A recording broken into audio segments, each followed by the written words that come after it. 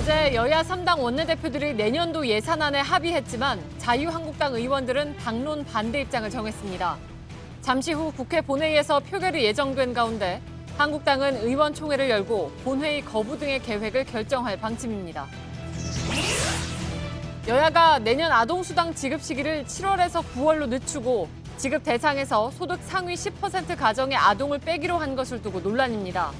적지 않은 수의 중산층 맞벌이 부부가 지원 대상에서 빠질 것으로 보여 저출산 대책 취지에 맞지 않다는 비판입니다. 국군사이버사령부의 댓글 공작과 관련해 이명박 전 대통령 지시가 있었다는 JTBC 보도 직후 김태효 전 청와대 기획관이 이 전 대통령과 만난 정황을 검찰에 포착했습니다. 검찰은 김 전 기획관의 휴대전화에서 이 같은 정황을 확보하고 김 전 기획관을 소환해서 이 전 대통령의 지시 여부를 집중 추궁하고 있습니다.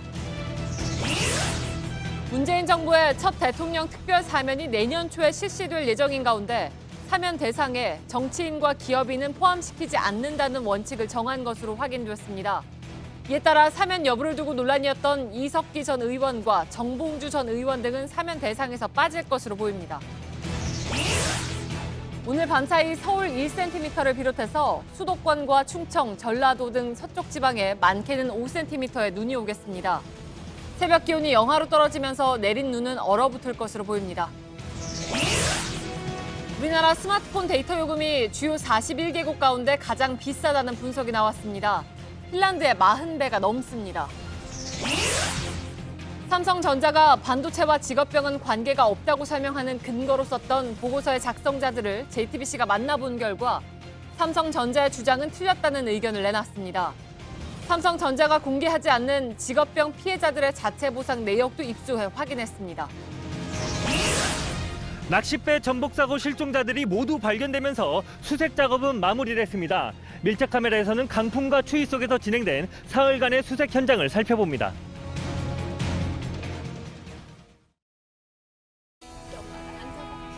마스크가 필요 없는 세상으로. 내일을 바꾸는 현대 수소전기차. 시청자 여러분, JTBC 뉴스룸을 시작하겠습니다. 어제 여야는 협상 끝에 극적으로 새해 예산안 합의안을 마련했지만 표결은 아직까지도 이루어지지 않고 있습니다. 자유한국당은 여야 원내대표가 합의한 예산안에 서명을 한 지 12시간 채 되지 않아서 합의 무효를 주장하고 나섰습니다. 원내대표가 서명한 합의안을 당론으로 반대하기로 결정했고 아예 본회의에 불참할 가능성도 제기되고 있습니다. 먼저 국회를 연결해서 현재 상황을 좀 알아보겠습니다. 류정화 기자, 지금 이 시간에 국회 상황은 어떻게 돌아가고 있는지요? 네, 약 1시간 뒤인 밤 9시부터 속개될 본회의를 앞두고 예산결산특별위원회 전체 회의가 방금 전 8시부터 시작됐습니다. 이 자리에서 결산안을 처리해서 본회의에 올리면 예산안과 예산 부수법안 등과 함께 처리되는 겁니다. 본회의에 앞서 각 당에선 예산안 찬반에 대한 최종 의견 수렴에 나섰는데요. 한국당과 국민의당은 8시, 민주당과 바른정당은 8시 반에 각각 의원총회를 열 예정입니다. 예. 자, 오전에 일단 본회의는 개의를 해둔 상태인데 정족수 부족으로 본회의를 못 열 뻔하기도 했다고요. 네, 예산안 처리를 위한 국회 본회의는 당초 오전 11시부터 소집이 됐었습니다. 한국당이 오전에는 국회 본회의를 보이콧한 데다가 예산안 처리에 합의한 국민의당과 민주당 일부 의원들도 불참하면서 회의 시작 자체가 어려웠습니다. 민주당과 국민의당이 소속 의원들에게 긴급 연락을 돌려서 의결 정족수 확보에 성공하면서 11시 59분쯤 개의를 할 수 있었는데요.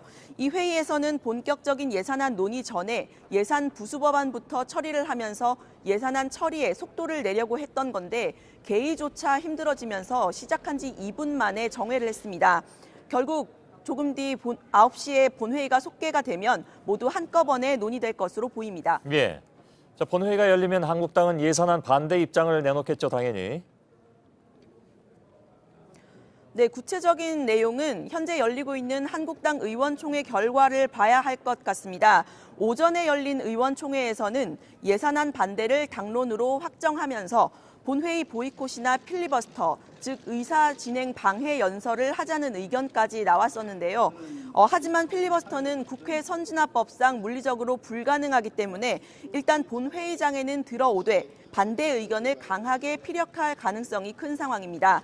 이에 따라 반대 토론을 하고 퇴장하는 방법, 또 반대 표결을 던지는 방법, 또 의장에게 몰려가서 예산안 협상 시한을 더 달라 이렇게 요구하는 방법 등이 논의되고 있는 것으로 알려졌습니다. 예, 그 내용은 잠시 후에 장제원 자유한국당 수석 대변인을 통해서 좀 자세히 들어볼 예정입니다. 자, 한국당이 이렇게 반대는 하고 있는데 본회의 통과에는 영향이 없다라는 것이 어제까지 나온 얘기였습니다. 맞습니까? 네, 그렇습니다. 국회 표결에서 캐스팅 보트를 쥐고 있는 국민의당이 어제 원내대표 협상을 사실상 이룬 상황이기 때문인데요. 민주당이 121석, 그리고 정의당이 6석, 국민의당이 39석인데 모두 합치면 166석이 되기 때문에 이미 과반을 넘습니다. 이 때문에 한국당 의원들 116명 전원이 반대하더라도 표결은 통과가 될 수 있습니다. 다만 국민의당에서 일부 의원들이 세법과 예산안에 대한 반대 토론을 준비 중이어서 여당인 민주당에서는 혹시 모를 상황에 대비해서 국회의원들의 참여를 독려하고 표 단속에 나선 상황입니다. 예. 자, 저희 2부 시작이 9시 전후가 될 것 같은데 그때 본회의도 열리니까 그때 잠깐 다시 좀 연결을 하도록 하겠습니다. 류정화 기자였습니다. 자, 한국당은 과거 여당 시절에는 합의를 깨는 건 후한무치라고 비난하기도 했는데 이번에는 원내대표가 합의한 내용을 곧바로 당론으로 거부한 그런 상황이 됐습니다. 이희정 기자의 보도를 보시고 다시 국회를 연결해서 말씀드린 대로 한국당의 장제원 대변인의 입장을 들어보겠습니다. 오늘 오전 자유한국당 의원총회에서는 무효, 재협상 등 강한 반발이 쏟아지는 가운데 예산안 통과 반대로 의견을 모았습니다.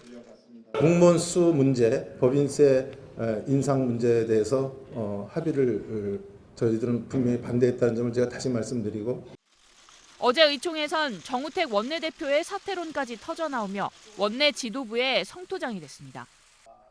그러면서 당론으로 반대 입장을 확정했습니다. 하지만 116석인 자유한국당이 반대하더라도 민주당 의원 121명과 국민의당 의원 39명을 합하면 과반으로 예산안 처리엔 문제가 없습니다.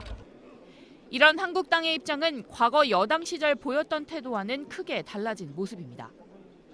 2014년 8월 세월호 특별법을 놓고 야당이 재협상을 요구하자 당시 여당인 새누리당은 공당의 공식 협상이 이럴 수 있느냐며 강하게 비난했습니다.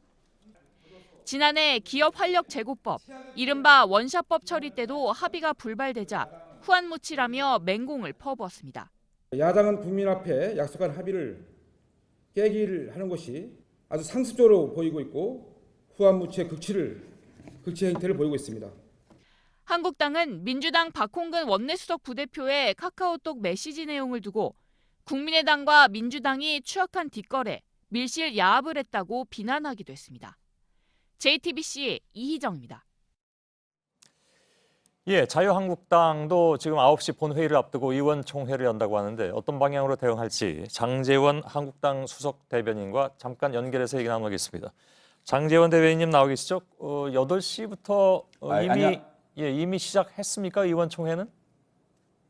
예, 의원총회 시작된 걸로 알고 있습니다. 아, 예. 안 들어가셔도 되겠습니까? 저는 인터뷰한다고 지금 나와 있는 상황입니다. 예, 예. 네. 9시에 본회의고 8시에 의원총회를 열면 그렇게 사실 뭐 논의할 시간이 긴 것 같지는 않은데 그렇다면 이미 어떻게 할 것인가에 대한 이른바 전략이랄까요? 그건 다 서 있는 상황인가 보죠? 일단 오전 의원총회에서 의원들이 100% 만장일치로 잠정 합의된 안에 대해서 거부 의사를 분명히 했고요. 예. 그 이후에 원내대표단이 어떻게 반대를 해 나갈지에 대해서 시간을 달라고 한 상황입니다. 그래서 8시에 지금 의총을 열어서 그런 것들을 얘기하고 논의하고 있습니다만 예. 제1야당이 당론으로 반대하는 예산안에 대한 상정을 일방적으로 민주당이 한다는 것은 납득이 안 되는 일입니다. 이 430조에 달하는 엄청난 예산을 예. 제1야당이 반대하는데 상정을 한다. 그것은 의장께서 충분히 추가 협상을 할 수 있는 시간을 줄 거라고 생각하고 있습니다. 예. 원내대표단은 그러면 어떤 전략을 내세울 것 같습니까? 전략은 지금 논의를 하고 있는 과정에 있는 것이고요. 예. 어떻게 나갈지는 아직은 모르겠습니다. 다만 의장께서 민주당도 야당 시절에 늘 의총에서 거부된 안을 추가 협상을 해왔거든요. 그렇기 예. 때문에 추가 협상에 대한 시간을 의장이 할애해 주기를 예. 바라는 입장입니다. 지금 이미 뭐 아시는 것처럼 시한은 넘겼습니다. 사실 국회가 이 시한을 넘긴 것은 한두 번 있는 일은 아니긴 합니다만은 아무튼 넘긴 상태에서 국회의장이 또 시한을 늦출 수 있을까요? 저는 그렇게 해야 된다고 보는 게 저희들이 무턱대고 이 예산안에서 반대하는 게 아니었습니다. 공무원 증원 문제에 있어서는 과학적인 예산 추계와 재원 조달 방안에서 요구를 했거든요. 그런데 예. 민주당에서 이렇습니다, 상황이. 선대위에서는 5년간 28조가 된다고 그랬고, 그다음에 국정기획자문위원회에서는 5년간 8.2조가 된다고 그랬고요. 최근에 나온 일자리위원회에서 나온 거는 5년간 17조가 나온다고 그랬습니다. 예. 이렇게 비과학적인 추계를 통해서 야당에게 이 예산을 추계를 못했고요. 그 다음에는 재원 조달 방안에 대해서는 모르겠다고 합니다. 어떻게 주먹국으로 된 이걸 통과시키겠습니까? 두 번째, 최저임금 민간기업 조전 예산은 급격하게 최저임금을 인상이 힘든 영세기업을 위해서 1년간 우회적 방법으로 지원을 하되 내년 부분은 따로 얘기를 하자. 내년에 가서 얘기를 하자고 했는데 그거를 이렇게 3조를 열어버린 상황에서 5년간 3조를 갖다가 민간기업에 지원을 하게 되면 예. 3, 5, 15, 15조를 지원하게 되는 이런 상황이 되거든요. 그래서 그러면은요. 합리적으로 이거를 다시 놓고 논의하자는 겁니다. 예, 장 대변인님, 정우택 정우택 원내대표는 지금 그렇게 반대를 하고 계신데 왜 협상에서 그러면 같이 합의를 했을까요? 정우택 원내대표께서는 분명히 잠정 합의고 이 잠정 합의는 의원총회를 거쳐서 의원들의 중지를 모아야 된다고 우원식 원내대표에게 말을 한 걸로 알고 있습니다. 잠정 합의란 말을 여러 번 하셨습니다. 예, 그건 뭐 제가 이제 좀 확인을 좀 해봐야 될 문제이긴 합니다만은 이게 합의를 하고 사인까지 한 상황이기 때문에 그거를 잠정이라고만 합의라는 게 사인이라는 게 예. 잠정 합의라는 얘기를 분명히 못을 받았고 의원총회에서 정우택 대표가 이 합의를 파기해도 상관이 없는 합의라고 말씀하셨습니다. 의원총회에서. 의원총회에서요. 그건 그렇습니다. 이제 뭐 그리고 한국당 의원들끼리 늘 민주당이 야당일 때도 박영선 원내대표 등 많은 분들이 합의되고 사인된 것들을 의원총회에서 엎어서 다시 협상한 경우가 많습니다. 그런 부분을 저희들이 알겠습니다. 잘 알겠는데 현실적으로는 일단은 뭐 어제 오늘 계속 나오는 얘기는 물론 이제 제1야당이 반대하는데 할 수 있겠느냐라고 말씀은 하시지만 다른 야당들은 여기에 지금 합의를 한 상태이기 때문에 사실 이제 어저께 저희들이 이제 화면으로 봐도 정우택 원내대표가 함께 손까지 맞잡고 합의를 했기 때문에 큰 부담 없이 물론 부담이 없을 리는 없겠지만 통과는 시킬 것 같은데 그렇게 될 경우에 자유한국당의 원내 전략은 뭡니까? 정우택 원내대표께서 말씀하시는 것은 국민의당의 강한 배신감을 느꼈다. 국민의당이 이용호 정책위원장을 비롯한 많은 의원님들이 공무원 정원만큼은 안 된다. 이건 정말 부당한 것이다. 또 최저임금 민간기업 보전 문제도 1년만 하고 그 다음에 논의를 하자라고 강하게 국민의당에서 얘기를 했기 때문에 국민의당과의 공조를 통해서 이걸 막을 수 있다고 생각이 들었는데 갑자기 오늘 박홍근 수석부대표의 카톡에서 나타났듯이 예산과 전혀 상관이 없는 그러한 선거구제 개편들을 야합을 해서 이 어마어마한 예산을 합의를 했다는 데 대해서 국민의당의 강한 배신감을 느끼고 있고 알겠습니다. 그런 것들을 국민의당에 항의를 하면서 저희들이 전략을 짜나가겠습니다. 저희가 듣기로는 선거구제 개편이라든가 하던 것이 이번에 처음 나온 얘기는 아니고 전부터 나왔던 얘기이기 때문에 여기 이제 예산안과 왜 같이 이런 얘기를 합니까? 예? 시기적으로 굉장히 이거는 야합이라는 생각밖에 할 수가 없는 것이죠. 예, 일단 예산안과 함께 이것이 논의됐다는 것은 야합이라는 생각밖에 들지 않는 겁니다. 예, 일단 자유한국당의 주장으로 받아들이겠습니다. 다만 지금 그 의총 끝나고 본회의에 참석하는 건 맞습니까? 그것도 예단할 수가 없습니다. 저희들이 참석을 할지 아니면 반대 토론을 하고 어떻게 투쟁하고 어떻게 반대를 해나갈지는 아직까지 의원들의 중지가 모여있지 않는 상황입니다. 예. 대개 상식적으로 본회의 1시간 정도 앞두고 지금은 뭐 1시간도 안 남았습니다만은 대략 전략이 나오는 것 같은데 이번엔 안 나왔다고 말씀하시는군요. 일단은 어떻게 할지에 대해서는 다양한 의견이 오전 의원총회에서 제시가 됐고 그런 것들에 대한 몇 가지 안을 원내대표단에서 아마 제시를 할 거로 알고 있습니다. 예, 잘 알겠습니다. 지켜보도록 하겠습니다. 저희가 어차피 9시 넘어까지 뉴스가 진행이 되기 때문에 자유한국당이 어떻게 할 것인가는 그때쯤 되면 알 수 있을 것 같고요. 장제원 대변인님 고맙습니다. 얼마 남지 않았지만 최선을 다해서 막아보겠습니다. 예, 알겠습니다. 예산안을 둘러싼 정쟁과 그로 인한 늑장 처리만큼이나 사실 국민들의 눈살을 찌푸리게 하는 일은 바로 지역구 예산이 막판에 마구잡이로 늘어나는, 그러니까 졸속 밀실 심사의 풍경이죠. 그래서 저희 언론들은 매번 이 부분을 비판을 하긴 하지만 이게 약간 좀 딜레마인 경우가 있습니다. 이런 것을 보도를 해드리면 해당 의원들은 즉 뭐 쪽지 예산이든 카톡 예산이든 이것을 통과시킨 의원들은 오히려 자신의 지역구에 가서 내가 이렇게 많이 챙겨왔다, 나의 영향력이 이 정도다, 이렇게 홍보에 보도를 이용하기도 해서 사실 언론 입장에서는 좀 곤혹스러운 경우도 많이 있습니다. 오늘도 망설여지는 그런 측면이 사실 없지 않지만 그릇된 예산 처리 관행이라는 점에서 밤사이 예산안 확정의 막후를 전해드리겠습니다. 박병현 기자입니다. 어제 여야 합의 이후 429조 원 규모의 예산안이 최종 윤곽을 드러낸 건 오늘 오전이었습니다. 예산결산특위 소소위원회란 곳에서 13시간 동안 예산안을 만진 건데 여기에 참여한 의원은 3명뿐입니다.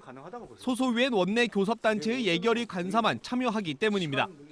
이렇게 소수의 권한이 집중되다 보니 물밑 로비는 올해도 치열했습니다.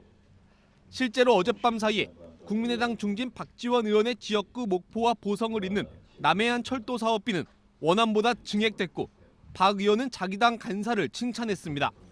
같은 당 이용호 정책위 의장은 지역구 예산을 증액해내라고 마지막까지 기획재정부 국장을 압박했다고 스스로 밝히기도 했습니다.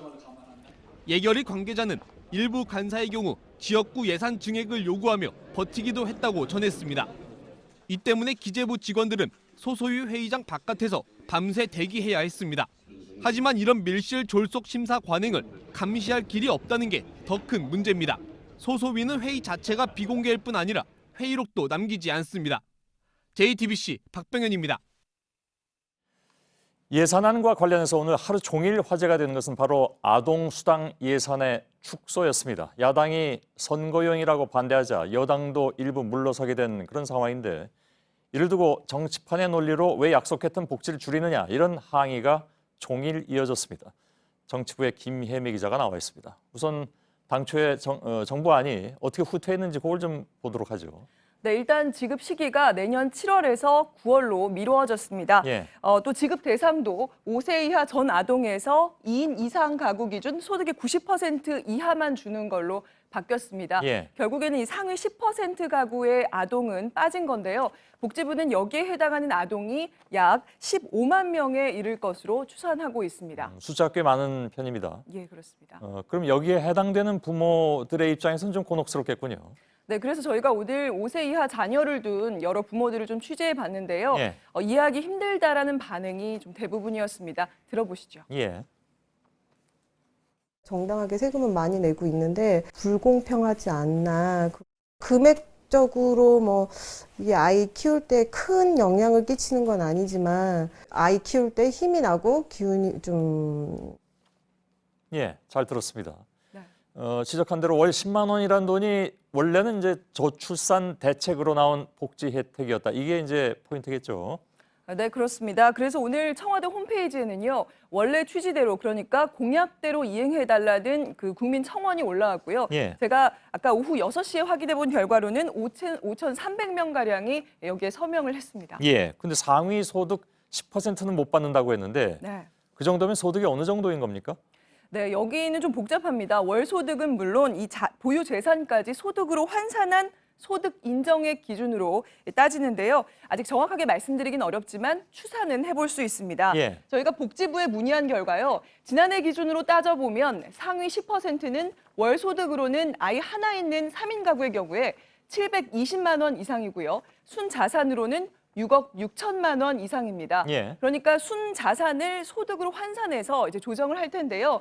일단 이 두 가지에 모두 해당을 하면 10%에 해당될 수 있다. 이런 가능성이 높다라고 보시면 둘 되겠습니다. 중에 하나만 해당되면 거기에 들어간다 이런 얘기죠? 하나만 해당이 되고요. 그리고 재산 같은 경우에는 다시 소득으로 환산해서 이게 아, 더해지기 때문에 예. 금액이 약간 조정될 가능성이 있습니다. 예. 근데 결과적으로 이제 아동수당을 깎은 지금의 야당들도 지난 대선 때는 아동수당의 도입을 그렇게 모두 공약하지 않았었던가요?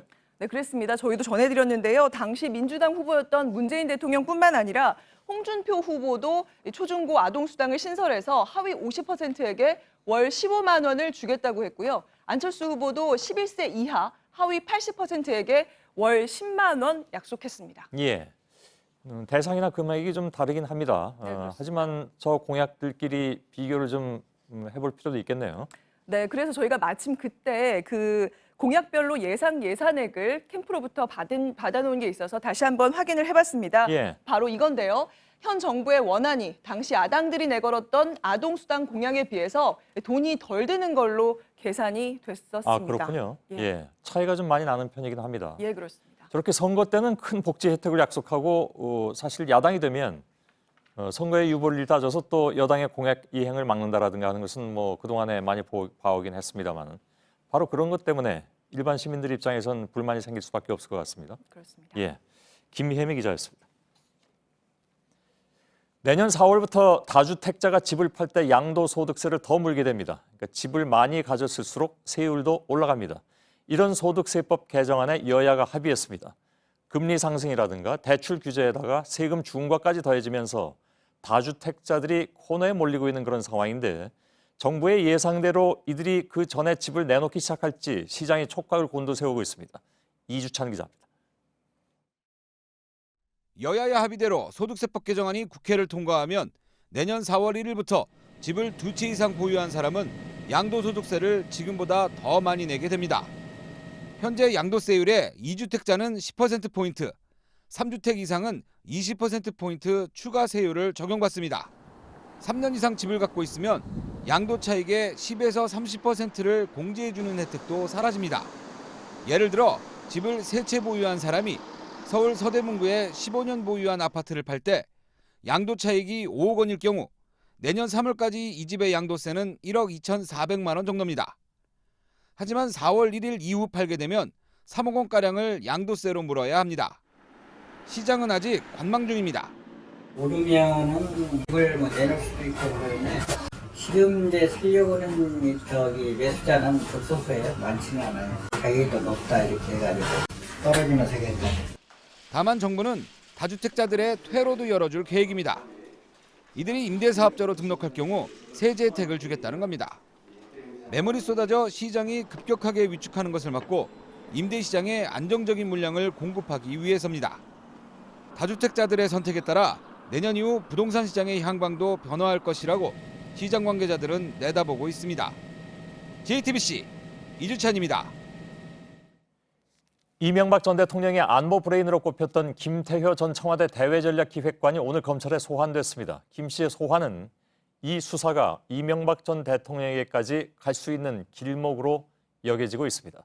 그런데 JTBC 취재 결과 검찰은 이 전 대통령과 김 전 기획관이 수사와 관련해서 만난 정황을 포착한 것으로 파악됐습니다.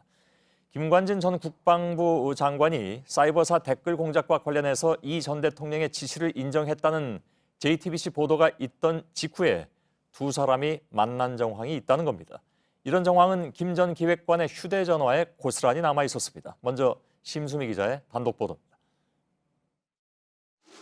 지난달 12일 이명박 전 대통령은 바레인으로 출국하기에 앞서 검찰 수사에 대한 불만을 표시했습니다. 군의 조직이나 정보기관의 조직이 무차별적이고 불공정하게 다루어지는 것은 우리 안보를 더욱 위태롭게 만든다, 저는 이렇게 생각하고 있습니다. 그런데 출국 직전 이 전 대통령이 김태효 전 청와대 대외전략기획관을 만난 정황을 검찰이 포착한 것으로 전해졌습니다. 김 전 기획관의 휴대전화에 이 전 대통령 측근과 주고받은 관련 문자가 남아 있었던 겁니다. 이 시기는 김관진 전 장관이 검찰 조사에서 우리 편을 뽑으라는 이 전 대통령 지시를 인정했다는 JTBC 보도가 있었던 직후입니다. 두 사람은 2004년 이 전 대통령의 서울시장 재직 시절부터 인연을 맺었습니다. 최근까지도 정기적으로 연락을 주고받으면서 돈독한 관계를 이어온 사실도 잘 알려져 있습니다. 하지만 검찰은 10월 이후 군 사이버사령부 댓글 공작과 관련한 수사가 가속화되면서 김 전 기획관과 이 전 대통령 주변인들과의 연락이 잦아진 정황에 주목하고 있습니다. 두 사람의 만남 정황이 담긴 문자 메시지도 이때 작성됐다는 겁니다. 검찰은 오늘 김 전 기획관을 소환해 이 전 대통령의 사이버사 관여 여부를 집중 추궁하고 있습니다. JTBC 심수희입니다. 오늘 검찰의 소환 통보를 받은 또 한 사람, 자유한국당 최경환 의원은 또다시 검찰에 출석하지 않았습니다. 국회에서 예산안이 아직 통과되지 않았다면서 본회의에 참석해서 표결을 한 뒤에 출석하겠다는 것이 이유였습니다. 이서준 기자입니다. 검찰청사 앞에 포토라인이 설치됐습니다. 만약의 사태에 대비해 방호원들도 배치됐습니다. 국정원 특수활동비 1억 원을 받은 혐의로 소환 통보를 받은 최경환 의원의 출석에 대비한 겁니다. 하지만 소환 시간인 오전 10시를 20분 남기고 최 의원 측은 언론에 문자 메시지를 돌렸습니다. 당 지도부가 예산안 표결에 참여해 줄 것을 요청했다며 표결을 한 뒤 검찰에 출석하겠다는 내용이었습니다. 하지만 더불어민주당과 국민의당이 이미 예산안 처리에 합의한 상태여서 자유한국당 의원이 전원 반대를 해도 결과가 바뀌진 않습니다. 게다가 한국당은 표결에 참여할지 불참할지 당론도 결정하지 못한 상태였습니다. 앞서 최 의원은 지난달 28일과 29일에도 검찰 소환에 2차례 불응했습니다. 불공정한 검찰의 수사를 받을 수 없다는 이유에서였습니다. 이후 입장을 바꿔 5일 출석을 검찰에 통보했지만 또다시 국회 본회의 참석을 이유로 검찰행 일정을 미룬 겁니다. 결국 검찰은 최 의원에게 내일 오전 10시까지 출석하라고 다시 통보했습니다. JTBC 이서준입니다. 검찰은 박근혜 전 대통령 측의 특수활동비 14억 원을 상납한 혐의 등으로 남재준 이병기 전 국가정보원장을 구속 상태로 재판에 넘겼습니다. 남 전 원장은 재임 기간 총 6억 원을, 이 전 원장은 이보다 많은 총 8억 원을 원장 특활비에서 떼어내서 박 전 대통령에게 뇌물로 제공하고 국고에 손해를 끼친 혐의를 받고 있습니다.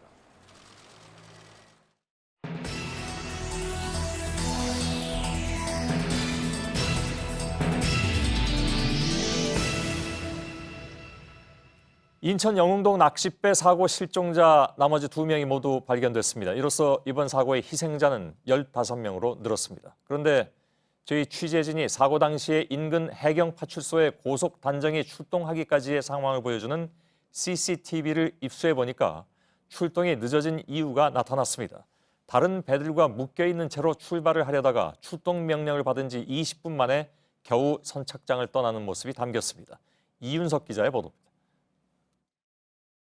지난 3일 새벽 6시 19분 해경 영흥파출소 대원들이 고속 단정에 출동 준비를 합니다. 이미 출동 명령을 받은 지 13분이 지난 상황입니다. 그런데 어쩐 일인지 대원들이 탄 고속 단정은 서치라이트를 비추며 선착장 주변을 계속 맴돌기만 합니다. 고속 단정이 민간어선 7척과 묶여 있어서 그걸 정리하느라 시간을 지체할 수밖에 없었다는 게 해경의 설명입니다. 결국 고속 단정은 6시 26분 30초가 돼서야 선착장에서 출발을 합니다. 첫 출동 지시가 내려진 지 20분 만입니다. 이렇게 출발한 고속 단정은 또 사고 현장에 17분이 다 지나서야 도착했습니다. 야간 항법 장치가 없어 늦어진 겁니다. 해경은 고속 단정 출동이 늦었다는 점을 인정하면서 이번 기회에 전용 선착장을 만드는 걸 검토 중이라고 밝혔습니다. 이런 가운데 해경은 이번 사고 구조 작업과 관련된 교신 내용을 전혀 녹음하지 않은 걸로 확인됐습니다. 지난해부터 규정이 바뀌었다는 건데 세월호 참사 때 교신 녹음 파일이 공개된 뒤 책임 회피를 위해 규정을 바꿨다는 지적이 나옵니다. JTBC 이윤석입니다. 이 낚싯배에 탔던 생존자 7명 중에 3명은 선실 에어포켓에서 2시간 40분 동안 버틴 끝에 극적으로 구조됐습니다. 신고를 받은 해경이 사고 위치를 찾지 못하자 수십 통의 통화가 오갔고 결국 스마트폰 지도로 위치를 찍어서 보내주기까지 했습니다. 에어포켓에서 살아남은 생존자들의 사투를 직접 들어봤습니다. 오선민 기자입니다. 스마트폰 지도 위에 위치를 찍어 해경 구조대에 보낸 사진, 그리고 수십 건에 달하는 통화 내역, 모두 생존자 3명이 벌인 사투의 기록입니다. 평소 낚시를 즐기던 친구 3명이 탔던 배는 출항 5분 만에 뒤집혔습니다. 일단 받고 한번 회전을 한 것 같아요. 역다해서 나가려고 하는 순간에 전복이 돼서 순식간에 이제 한 발목 정도 들어왔다가 가슴까지는 들어왔어요. 이들은 조타실 아래 작은 선실에 물이 차지 않은 채 공기가 남아있는 이른바 에어포켓에 갇혔습니다. 그리고 곧바로 스마트폰을 꺼내 신고했습니다. 해양 긴급신고 번호인 122에 49번 전화하는 등 2시간 40분 동안 70건 넘게 통화가 오갔습니다. 계속 위치를 물어보시길래 어두워서 이제 찾지를 못한다고 하시더라고요. 다급한 마음에 지도 애플리케이션에 위치를 직접 표시한 뒤 화면을 캡처해 보냈습니다. 지도 어플 켜가지고 이제 그 캡처해서 이제 보내고 저희들 상황 설명해주고 살려달라고 하고 하부를 계속 주먹으로 셋다 치고 계속 있었어요. 숨이 계속 가까워오는 거 오더라고요. 2시간 40분간의 사투 끝에 세 친구는 구조대를 만날 수 있었습니다. JTBC 오선민입니다. 그런데 선체 내에 있던 나머지 11명은 구명조끼를 입은 상태에서 숨진 채 발견됐습니다. 안전을 위해서 착용한 구명조끼가 도리어 잠수를 어렵게 해서 탈출을 막았을 것이라는 분석입니다. 김민관 기자가 전문가의 도움을 받아서 직접 실현을 해봤습니다. 직접 보시겠습니다. 사고 발생 1시간 10분 뒤 잠수 구조대가 도착했습니다. 하지만 배 안에 있던 11명은 물 밖으로 나오지 못하고 숨진 상태였습니다. 모두 구명조끼를 착용하고 있었습니다. 해경은 조끼의 부력 때문에 이들이 배를 빠져나오지 못한 것으로 보고 있습니다. 전문가들은 선실 안에선 구명조끼를 착용하지 않는 게 더 안전하다고 조언합니다. 서울 여의도 순환구조대의 도움을 받아 해난 사고 시 대응법을 알아봤습니다. 선실에선 구명조끼를 벗고 있다가 위기 상황에서 밖으로 나와 구명조끼를 입는 것이 좋습니다. 이후 배가 물에 잠기기 바로 직전에 입과 코를 막고 뛰어내립니다. 일단 입수한 뒤에는 저체온증을 막기 위해 이렇게 몸을 웅크려야 합니다. 하지만 선창 1호에 타고 있던 승객들은 구명조끼 착용법에 대한 설명을 들었을 뿐 구체적인 상황별 대처법은 듣지 못한 것으로 전해졌습니다. 인천 영흥도 낚싯배 사고를 계기로 구명조끼 착용법에 대한 인식이 바뀌어야 한다는 목소리가 커지고 있습니다. JTBC 김민관입니다. 대법원이 선거법 위반 혐의로 기소된 국민의당 최명길 의원에 대해서 오늘 벌금 200만 원 형을 확정했습니다. 최 의원은 의원직을 잃었습니다. 이로써 서울에서만 최 의원의 지역구였던 송파을을 포함해서 노원병 등 2곳의 재보선이 확정됐습니다. 현재 선거법, 정치자금법 위반 등의 혐의로 재판을 받고 있는 의원은 17명에 이릅니다. 이 가운데 적지 않은 수가 의원직 상실형이 확정될 것이라는 전망이 나오면서 내년에 지방선거와 함께 치러지는 국회의원 재보궐선거의 규모는 미니 총선급으로 커질 것으로 보입니다. 조익신 기자입니다. 국민의당 최명길 의원의 본회의장 명패에 불이 꺼졌습니다. 이렇게 자리도 치워지기 전에 정치권의 관심은 최 전 의원의 지역구에서 치러질 보궐선거에 쏠렸습니다. 당장 자유한국당 홍준표 대표부터 출마 의사를 타진받았고 최 의원이 잘못돼서 그래 되더라도 출마 자체를 그쪽에 안 합니다. 국민의당 안철수 대표와 박원순 서울시장 그리고 안희정 충남지사의 이름도 본인의 뜻과 무관하게 오르내렸습니다.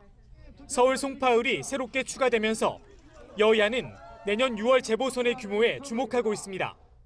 일단 확정된 곳은 서울 노원병과 송파을 2곳이지만 항소심까지 당선 무효형을 받고 대법원의 최종 판결을 기다리고 있는 의원이 4명 더 있습니다. 아직 1심이지만 의원직 상실형을 받은 의원도 3명입니다. 재판의 속도에 따라 재보선 지역이 늘어날 수 있는 겁니다. 여기에 내년 지방선거에 출마하기 위해 배지를 내려놓을 의원들까지 생각하면 재보선 지역 숫자가 최대 20곳 가까이 늘어날 수 있다는 전망도 나옵니다.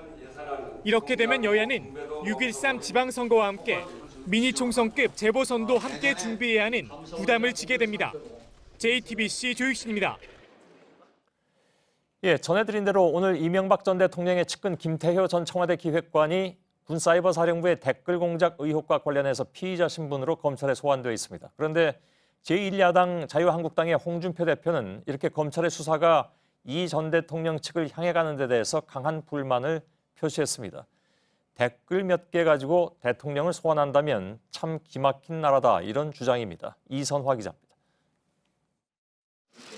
홍준표 대표는 관훈클럽 초청 토론회에서 이명박 전 대통령에 대한 수사 전망이 나오는 데 대해 불만을 표시했습니다.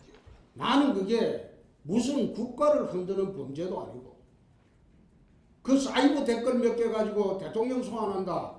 내가 그 이야기 듣고 참 기가 막힌 나라다. 난 그런 생각을 하지.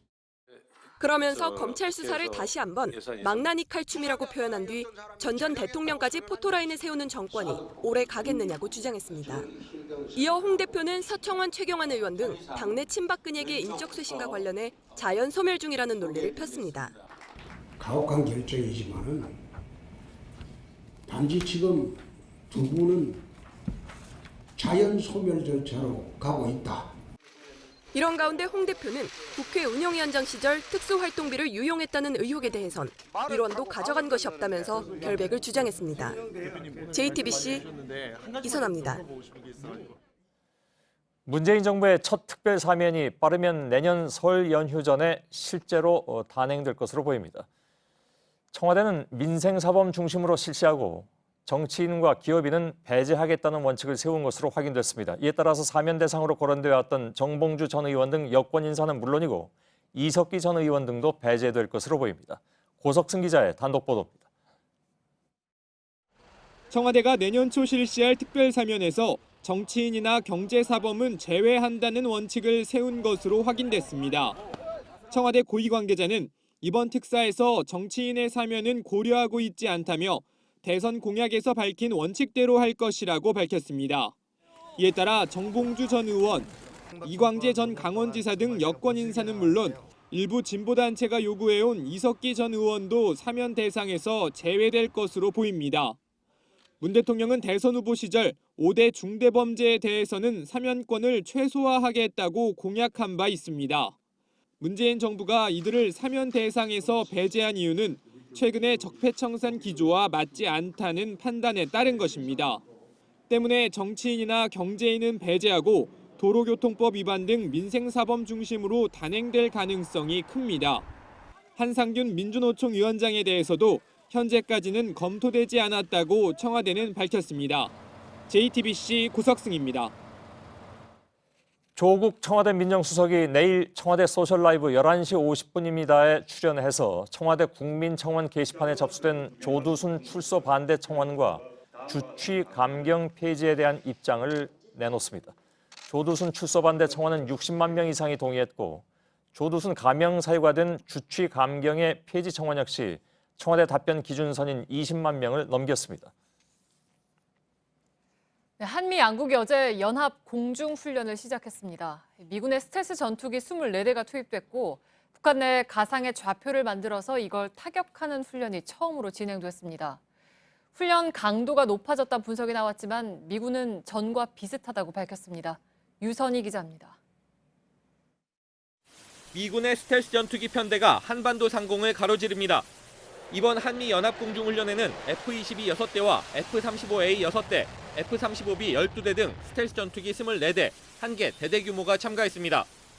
전투기 조종사들에게는 전쟁 상황을 가정한 임무가 부여됐고 북한 내 핵심 시설에 가상의 좌표를 만들어 이를 타격하는 훈련이 진행됐습니다.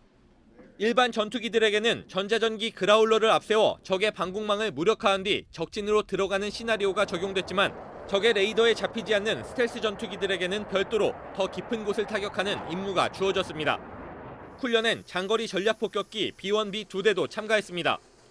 일각에서는 한미 양국의 항공기 230여 대가 참가하는 이번 훈련이 역대 최대 규모이기 때문에 지난달 북한의 화성 15형 발사에 대한 대응으로 훈련 강도가 크게 높아졌다는 분석이 나왔습니다. 더욱이 미국에서 선제 타격론까지 나오고 있어 우려가 커지기도 했습니다.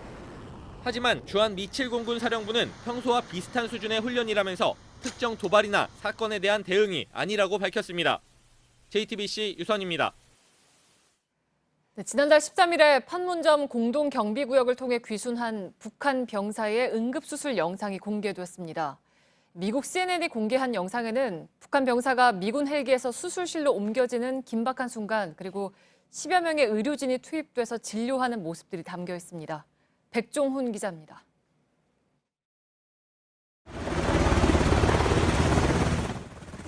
미군 블랙호크 헬리콥터가 아주대병원의 경기 남부권역 외상센터에 내립니다.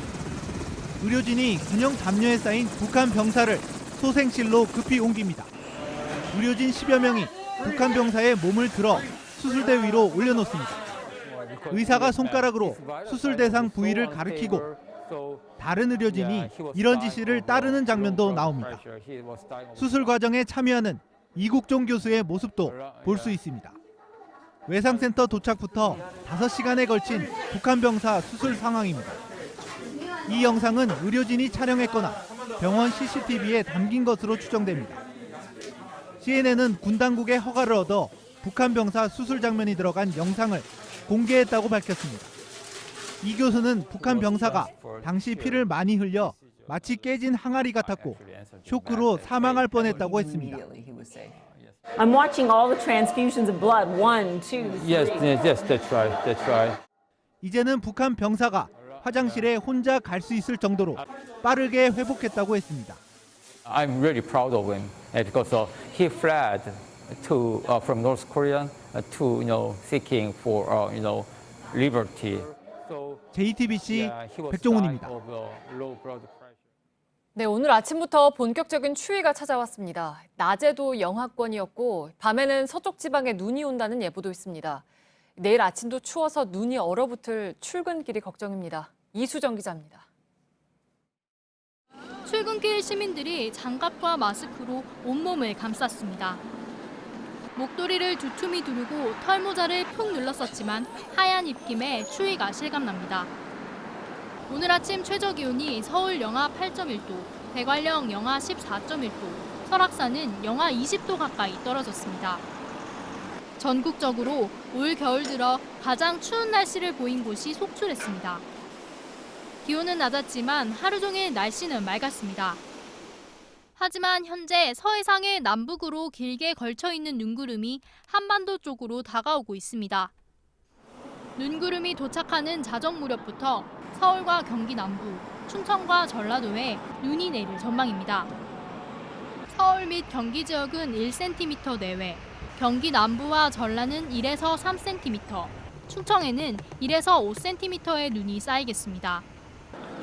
내일 아침도 서울과 대구, 광주가 영하 4도로 전국 대부분이 영하권의 기온을 보이겠습니다. 눈이 내리는 양은 많지 않지만 내린 눈이 그대로 얼어붙어 출근길 교통이 불편할 수 있습니다. 서울시는 제설 작업 5단계 중 가장 낮은 단계인 제설 보강 단계를 발령했습니다. 이에 따라 제설 차량 150여 대와 인력 200여 명이 대기 근무에 들어갔습니다. JTBC 이수정입니다. 우리나라 데이터 요금이 유독 비싼 것으로 조사됐습니다. 영화 한 편을 다운받는데 핀란드에선 400원, 우리나라에선 17,000원입니다. 세계 이동통신 업체들 중에서 데이터 요금이 비싼 10곳 가운데 3곳이 한국 기업이었습니다. 박영우 기자입니다. 데이터를 많이 사용하다 보니까 휴대폰 요금이 늘 비싸다고 생각이 되어요. 데이터를 많이 쓰는 나라인 것 같은데 요금은 다른 곳보다 월등히 비싼 것 같아서요. 좀 낮춰줬으면 좋겠습니다. 소비자들의 이런 우려가 사실로 드러났습니다. 핀란드의 한 컨설팅 업체가 세계 주요 41개 나라를 조사했더니 우리나라 데이터 요금이 가장 비쌌습니다. 영화 한 편을 다운받으려고 데이터 1GB를 사용하면 우리나라에선 우리 돈으로 17,000원가량이 나옵니다. 핀란드의 40배가 넘습니다. 보고서는 한국 이동통신 업체들이 데이터 가격을 과도하게 비싸게 책정한다고 지적했습니다. 세계 187개 업체 중에서 데이터 요금이 비싼 순으로 꼽았더니 10위까지 가운데 3곳이 한국 기업이었습니다. 국내 이동통신사들은 강하게 반발합니다. 요금 할인 부분과 알뜰폰 요금제가 반영되지 않아 통계 자체에 심각한 오류가 있다는 겁니다.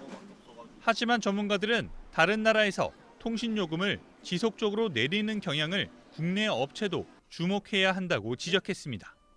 JTBC 박여우입니다. 유럽연합 EU가 검토 중인 조세 회피처 블랙리스트 국가 초안에 한국과 아랍에미리트, 파나마 등 11개 나라가 포함됐다고 블룸버그 통신이 현지 시간 4일에 보도했습니다. EU는 한국의 외국인 투자구역에서의 세제 혜택이 투명하지 않고 내 외국인 간 차별이 있다고 주장했습니다. 우리 정부는 국제사회 기준에 한국은 전혀 문제없다는 사실을 인정받고 있다며 EU 측의 사실관계를 충분히 설명하고 있다고 밝혔습니다.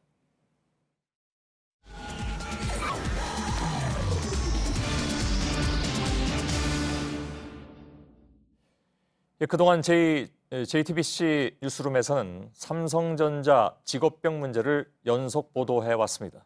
보도 이후에 삼성전자는 2008년 작성된 한 보고서를 근거로 해서 작업 환경과 병의 관계가 없다고 주장을 했습니다. 하지만 취재진이 해당 보고서 작성자들을 직접 만나보니까 이야기가 달랐습니다. 먼저 김지아 기자의 보도입니다. 삼성전자가 최근 JTBC 보도에 대해 반박으로 낸 공식 입장입니다. 2008년 산업안전보건연구원이 작성한 보고서를 근거로 반도체 업계의 작업 환경과 암 발병은 관계가 없다고 주장합니다. 20만 명이 넘는 반도체 업계 노동자들을 조사한 결과 오히려 일반인들보다 암 발병률이 더 낮았다는 겁니다. 삼성전자의 이런 주장은 2012년 이후 공식 보도자료에서만 8차례 되풀이돼 왔습니다. JTBC가 보고서를 만든 핵심 관계자들을 인터뷰한 결과 이들은 삼성 주장이 사실이 아니라고 말했습니다. 삼성이 해당 보고서의 핵심인 백혈병 사망에 대해선 외면했다는 겁니다. 그러니까 전체 암 사망률이 낮다는 것은 백혈병 사망이 낮다는 것에 근거가 전혀 될 수가 없고 서로 다른 내용을 얘기를 하고 있는 것 같아요. 실제 해당 보고서에서는 백혈병 사망률의 경우 반도체 작업장의 여성 노동자가 일반 여성보다 1.48배에 달했습니다. 또 다른 혈액암 종류인 비호지킨성 림프종도 일반 여성보다 2배 이상 높았습니다. 보고서의 최종 책임자였던 당시 연구원장은 삼성 측이 제공했던 자료가 충분하지 못했다고 밝혔습니다. 삼성에서 준 자료에 개별 근로자들이 어디에 어떻게 근무했는지 데이터도 아주 충분하지 않았었어요, 사실은. 그런 연구를 제대로 하려면 사실은 사업장의 절대적인 협조가 필요합니다. 보고서 작성에 참여했던 또 다른 연구원은 삼성이 보다 투명하게 자료를 제공해 반도체 직업병 논란에 대한 실질적 연구가 이루어져야 할 것이라고 지적했습니다. JTBC 김지아입니다. 이처럼 삼성전자 측이 작업 환경과 혈액암 등의 연관성을 인정하지 않으면서 피해자들은 산재 인정을 받기가 어려웠습니다. 삼성전자는 자체 보상을 실시하면서도 그동안 구체적인 보상 내역은 공개하지 않았습니다. 보상 내역을 입수해서 살펴봤더니 백혈병 등 혈액암 질병이 가장 많았습니다. 계속해서 박진규 기자입니다. 삼성전자가 반도체 작업장 암 발병에 대해 공식 사과한 건 2014년 5월입니다. 이후 외부 전문가로 구성된 직업병 조정위원회 권고안을 바탕으로 2015년 9월 보상위원회를 설립했습니다. 해당 위원회는 지난 2년 동안 퇴직자 127명에 대해 보상을 실시했습니다. 취재진은 이 중 124명에 대한 보상 질병별 현황을 입수했습니다. 124명 중 여성이 88명에 달했고 전체 사망자는 39명이었습니다. 질병별로는 백혈병, 림프종, 재생불량성 빈혈, 골수 이형성 증후군 등 혈액암이 36명으로 가장 많았고 뇌종양 27명, 유방암 24명이었습니다. 다발성 경화증 같은 희귀질환, 흑색종 등 희귀암도 13명이었습니다. 애초 조정위원회가 권고했던 유산과 불임, 그리고 갑상선암 등은 보상 대상에서 제외했습니다. 반면 SK하이닉스의 직업병 보상 현황의 경우 유산과 갑상선암 보상이 730여 건으로 가장 많았고 유방암, 위암, 림프종, 백혈병, 뇌종양 순으로 보상자가 많았습니다. 직업병에 대한 보상 대상과 폭을 넓히고 개별 기업뿐 아니라 공적 산재보험을 통해 보상해야 한다는 지적이 나옵니다.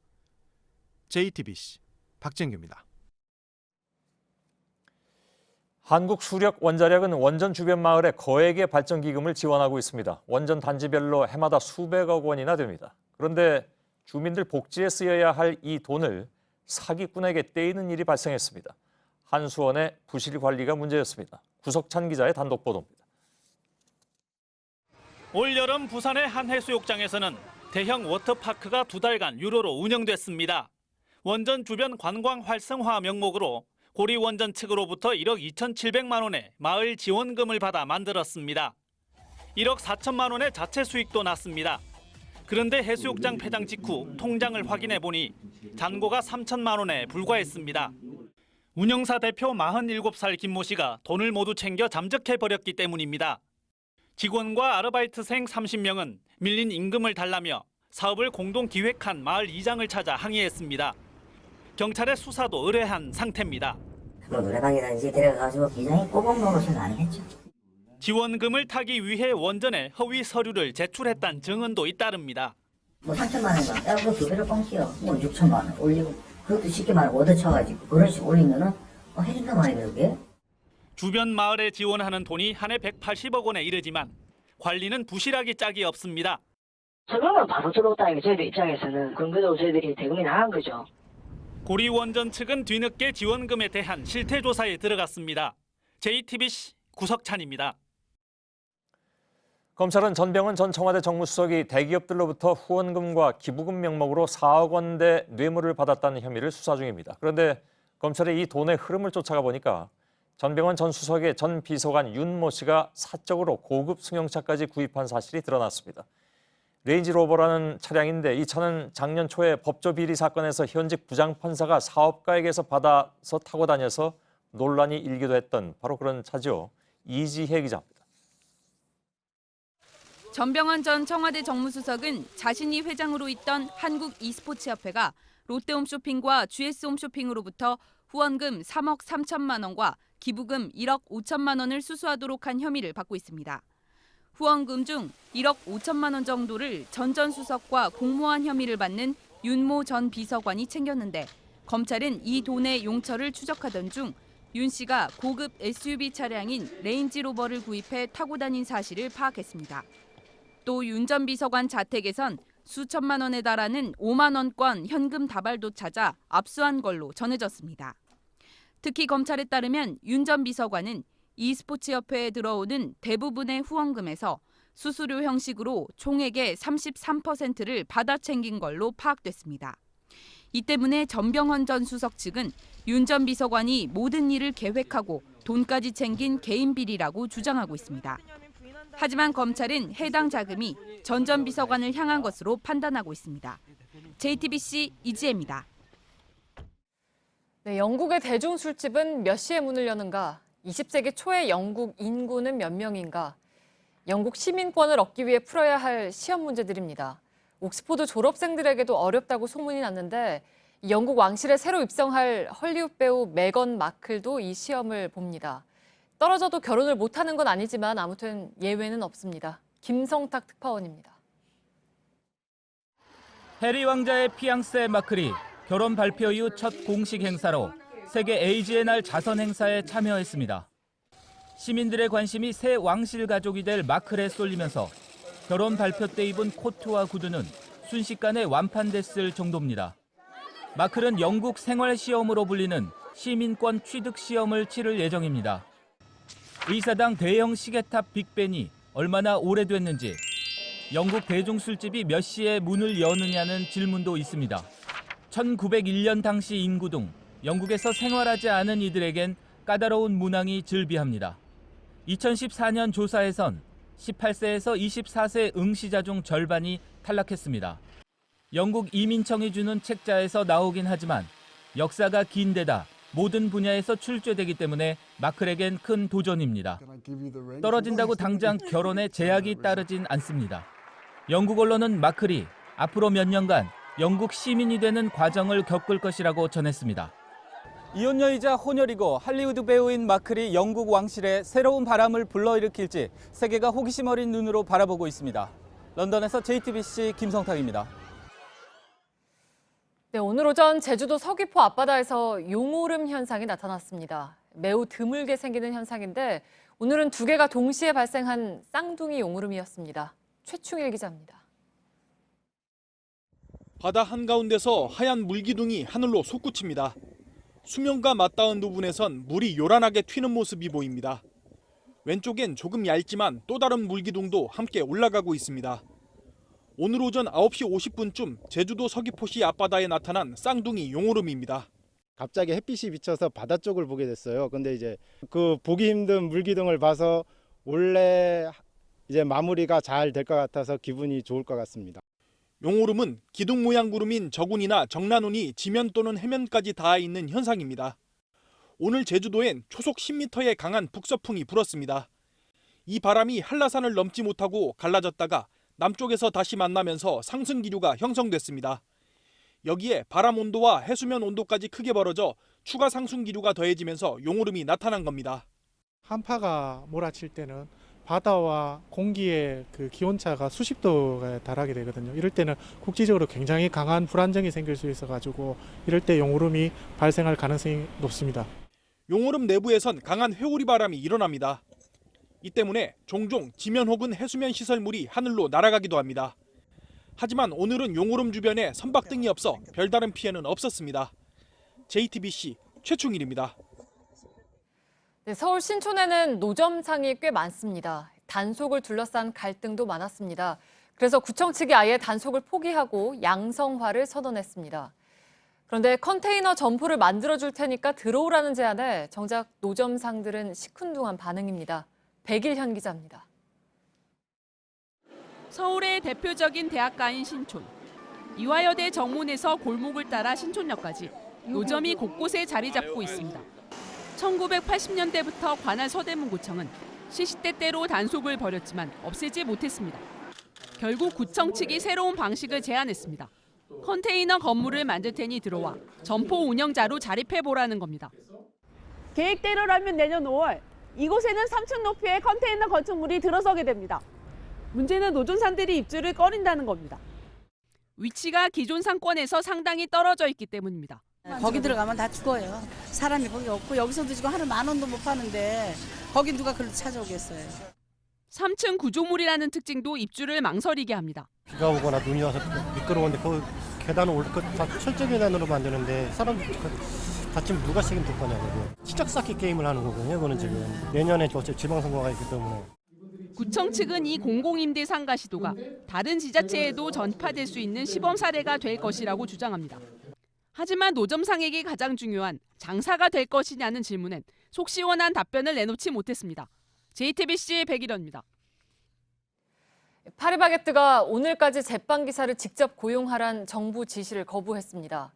결국 고용노동부의 과태료 부과와 업체의 소송전으로 이어지면서 사태가 장기화할 가능성이 커졌습니다. 강나현 기자입니다. 고용노동부는 내일부터 파리바게뜨 법인과 대표이사에 대한 사법처리 절차에 들어갑니다. 불법 파견 여부를 살펴본 뒤 검찰에 송치할 계획입니다. 과태료도 부과하는데 액수는 아직 정하지 못했습니다. 직접 고용을 원치 않는 제빵기사에는 한 명당 1,000만 원인 과태료를 부과할 수 없기 때문입니다. 파리바게뜨 본사는 5,300여 명 제빵기사의 70%인 3,700명이 직접 고용 대신 합작회사에 동의했다고 주장합니다. 노조는 이 과정에서 협박과 회유가 있었다고 맞서는 가운데 270여 명의 제빵기사가 동의를 취소한 상태입니다. 동의서의 진정성 여부를 조사한 뒤 과태료 부과 금액을 조속히 확정할 계획입니다. 과태료를 낸다 해도 직접 고용 의무는 사라지지 않습니다. 다만 본사가 계속 직접 고용을 거부하면 제빵기사가 민사소송을 통해 해결해야 합니다. 결국 여러 법적 공방이 얽히면서 해결까지 오랜 시간이 걸릴 것으로 보입니다. JTBC 강나현입니다.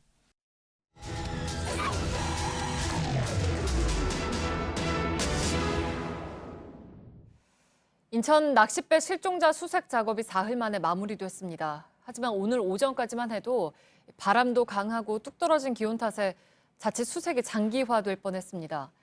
지난 사흘 동안 가슴 졸였던 수색 현장을 밀착 카메라가 담아왔습니다. 손광균 기자입니다.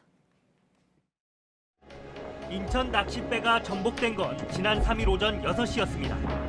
하루 종일 수색에도 실종자 2명을 찾지 못하자 대대적인 야간 수색이 시작됩니다. 400발이 넘는 조명탄이 하늘을 밝혔고 함정 38척과 항공기 5대가 동원됐습니다. 이튿날인 4일은 아침부터 함정과 항공기를 3배로 늘리고 군인과 경찰, 소방대원은 물론 공무원까지 1,300여 명이 투입됐습니다. 하지만 저녁까지 실종자가 발견되지 않으면서 수색 장기화 우려가 제기됐습니다. 지금 시간은 4일 오후 9시, 사고가 발생한 지 40시간이 가까워지고 있습니다. 저희 취재진들도 중계를 지금 막 마치고 철수를 시작했는데요. 하지만 해경은 밤사이 이곳에서 수색을 계속할 방침입니다. 어민들과 기자들이 떠난 진도항에는 어둠과 구조 인력만 남았습니다. 해경과 공군, 소방 및 경찰은 조를 나누어 사고 해역과 해안가 주변을 탐색했습니다. 자정을 넘긴 시간인데요. 바깥에는 이렇게 중부소방서에서 현장 상황실을 마련해서 운영을 하고 있고요. 이 맞은편에는 응급의료원소도 준비가 되어 있습니다. 이 안에는요, 의료진이 24시간 동안 비상 상황에 대기하고 있습니다. 애들이 같이 다 붙어놓는다고 거기서 또 다이어도 붙여놓고 지금 저녁에도 아니고 해경들하고 다 수색들 하고 있어. 변수는 날씨였습니다. 갑자기 파도가 높아진 데다 기온도 영하권으로 떨어지면서 수색 작업도 난항을 겪기 시작합니다. 수색 현장에서 가장 가까운 등대로 와봤는데요. 제가 손에 들고 있는 종이 뭉치가 잠시도 가만히 있지 않을 정도로 바람이 굉장히 세차게 불고 있는 상태입니다. 바로 그 이유 때문인데요. 원래는 4분마다 발사돼서 하늘을 밝힐 예정이었던 조명탄도 단 한 발도 쏘아 올리지 못하고 있습니다. 새벽 3시가 넘어서야 조명탄이 발사됐지만 수색은 여전히 난항을 겪었습니다. 어제는 예정대로 그거를 했는데 오늘은 눈구름이 계속 밀려온다고 하네요. 그래가지고 지금 비행이 위험해서 못 뜨고 있다고. 오늘 아침에는 풍랑주의보까지 내리면서 실종자를 찾기는 더욱 쉽지 않아 보였습니다. 지금 먼바다 풍랑주의보고요. 앞바다까지는 지금 풍랑주의보는 안 떴어요. 그런데 기상이 안 좋아가지고 앞바다까지만 그 안에서만 활동을 하셔야 되고요. 오전 9시 30분 실종자로 추정되는 시신을 발견했다는 신고가 들어오자 대원들이 급하게 이동하기 시작합니다. 실종자 가족들도 신원 확인을 위해 구급차에 함께 탑승합니다. 엎드진 상태로 이렇게 계셨고 약간 뻘에 약간 이렇게 좀 묻혀 계신 약간 이쪽은 묻혀 계신 상태에서 머리 부분이 어디에 부딪히셨는지 다치셔갖고 피가 많이 흐르는 상태였어요. 시신은 선장 오모 씨로 확인됐습니다. 두 번째 실종자가 발견된 건 그로부터 2시간 반쯤 지나서입니다. 실종자 가족들이 시신이 처음 발견된 해상으로 함께 출동했고 마지막 실종자이자 낚시객이었던 이모 씨의 신원을 확인했습니다. 사고 발생 이후 54시간 만에 실종자 수색 작업은 마무리됐습니다. 낚싯배에 타고 있던 22명은 모두 육지로 돌아왔지만 사흘간의 수색 과정은 사투 그 자체였습니다. 이처럼 끔찍한 사고와 험난한 수색 과정을 되풀이하지 않기 위해서는 철저한 원인 조사와 그에 따른 대책이 절실합니다. 밀착 카메라 손광균입니다.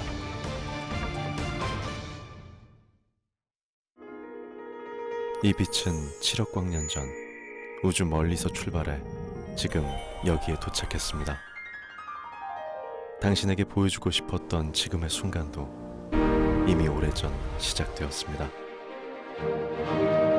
지금 이 아름다운 당신과의 순간이 우리 곁에 더 오래 머무르기를. 인간의 시간을 연구하다. 메타톡스.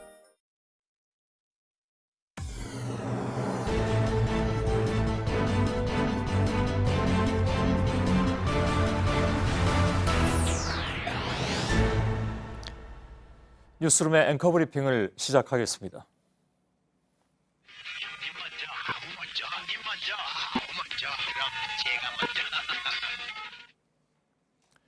기억하시는지요? 1970년대 이젠 고인이 된 구봉서, 곽규석 씨가 함께 나왔던 라면 광고입니다.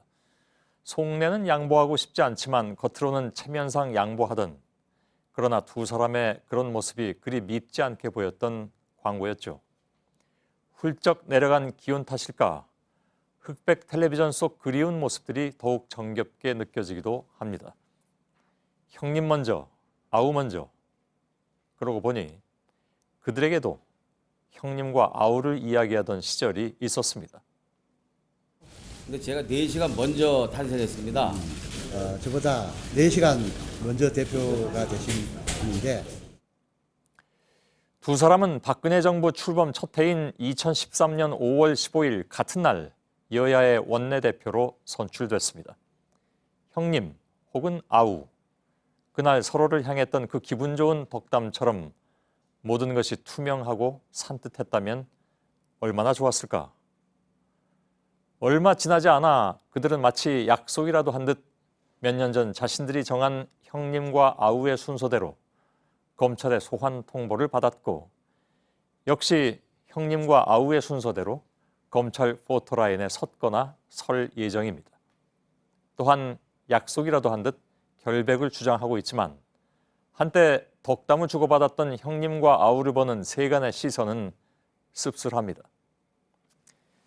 작년 가을 이후로 이 땅에서 일어난 모든 정치적 사건들은 정치로 인해 주어진 권력이라는 것이 함부로 사용해서는 안 될 얼마나 두렵고도 두려운 힘인가를 세상에 보여주고 있는 것은 아닐까.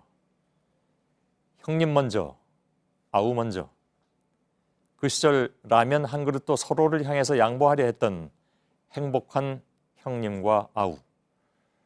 그리고 한때 주어졌던 그 많은 권한과 그 많은 기회들을 사사로이 소비해버렸다는 의심을 받고 있는 형님과 아우.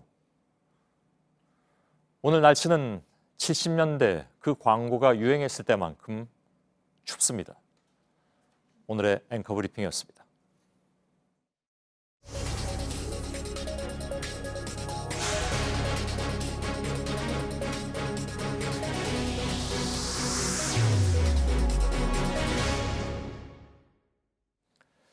국회에서 내년 예산안 처리를 목전에 두고 있다는 소식을 일부에서 전해드렸습니다. 9시부터 본회의가 열리는데 저희가 일부에서 연결했던 자유한국당의 정재원 대변인은 여기 출석을 할지 안 할지 모든 것이 정해지지 않았다 이렇게 얘기를 했는데 바로 지금 연결해서 좀 확인을 해보도록 하겠습니다. 류정화 기자, 조금 아까 보니까 뒤에 좀 지금도 사람들이 좀 왔다 갔다 하긴 하는군요. 국회 상황이 어떻게 돌아가고 있습니까? 네, 각 당별로 아직 의원총회가 진행 중이거나 민주당의 경우 의원총회가 끝나고 의원들이 본회의장으로 속속 들어오고 있습니다. 관심사는 예산안 반대 입장을 고수하고 있는 제1야당 한국당의 의원총회일 텐데요. 예산안 반대 입장을 어떻게 개진할 것인가를 놓고 열띤 논의가 이뤄지면서 본회의까지 덩달아 예정보다 좀 늦게 시작될 것으로 보입니다. 예.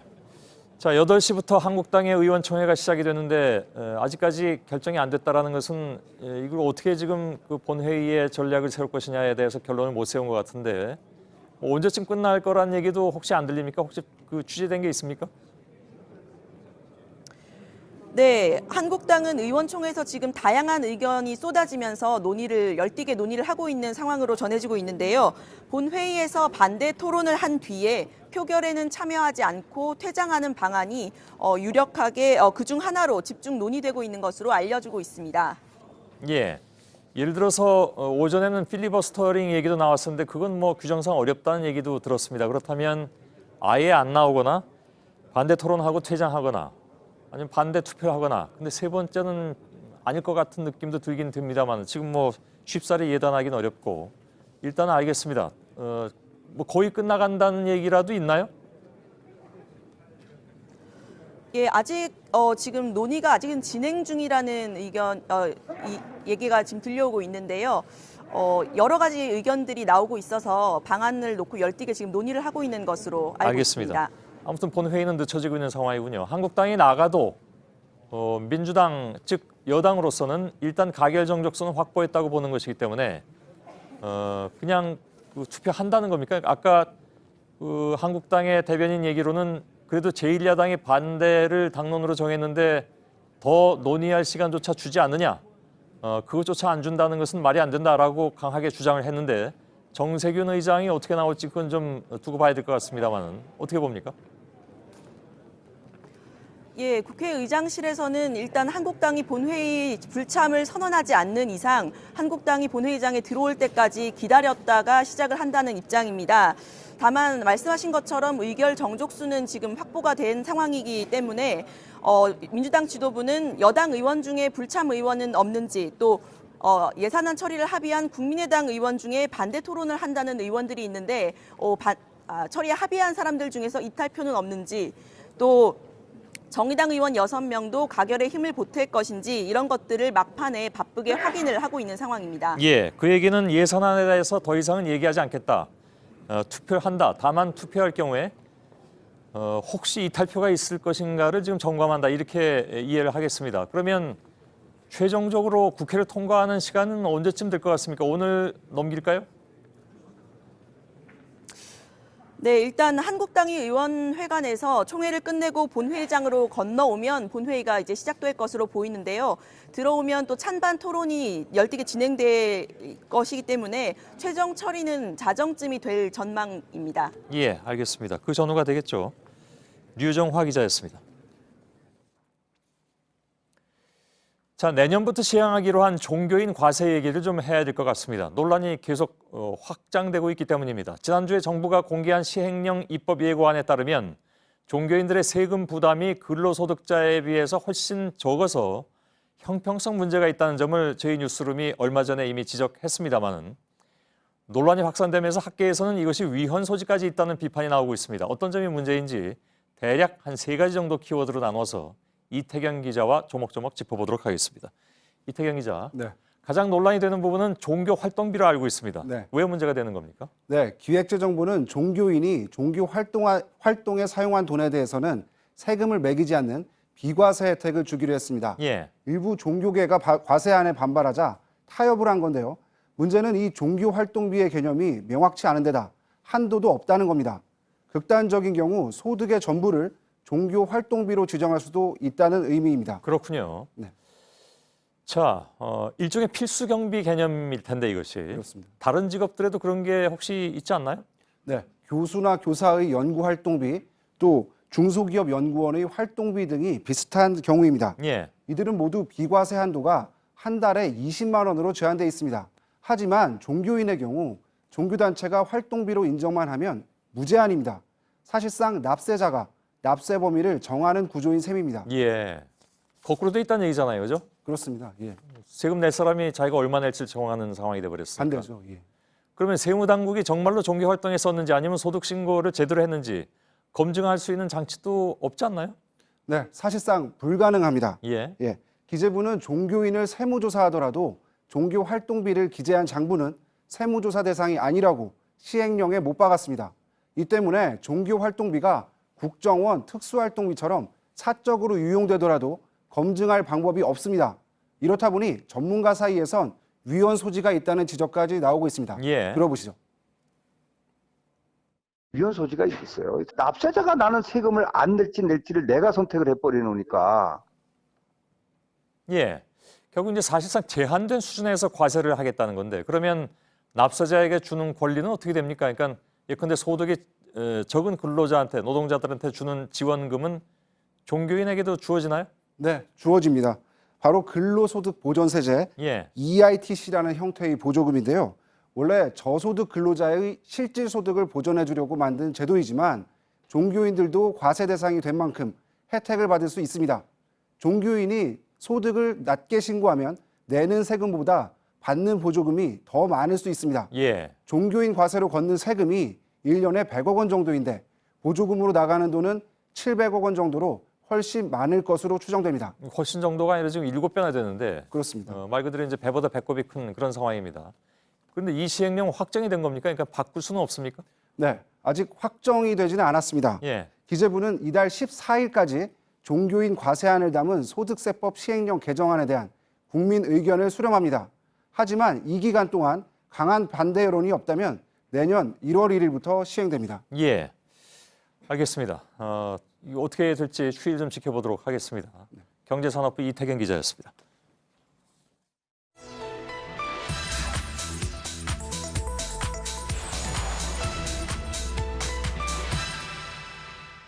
대한민국이 그리스나 베네수엘라처럼 비대한 공공 부분이 이 국가 부도의 위기로 전락할 수도 있다는 경고의 말에 귀를 기울여 줄 것을 다시 한번 호소합니다.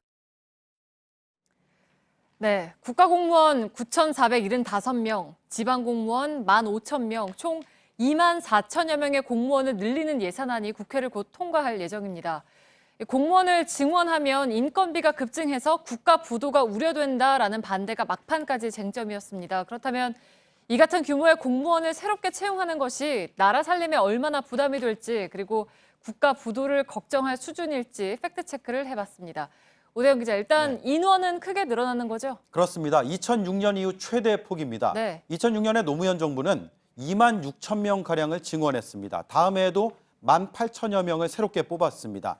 하지만 이명박 정부였던 2008년엔 6,300명 줄었다가 다시 늘었습니다. 박근혜 정부인 2014년 11,300명 늘렸습니다. 지난해 8천여 명, 그리고 내년에 2만 4천여 명이 늘어납니다. 네, 그러니까 인원으로만 봤을 때 지난 두 정부에 비해서 크게 는 게 맞는데 그러면 국가 재정에 이제 얼마나 부담이 되느냐 이게 핵심 아니겠습니까? 네. 어떻습니까? 기획재정부는 이렇게 설명했습니다. 네. 2021년까지 정부의 총 지출 대비 공무원의 인건비 비율을 8%로 관리할 수 있다. 즉 나라 살림 가운데 공무원의 인건비의 8% 정도를 쓰는 것이란 뜻입니다. 그렇다면 과연 이게 가능한 건지 국회 윤우덕 의원실에서 예산정책처에 의뢰해서 나온 추계 분석 결과와 비교해봤습니다.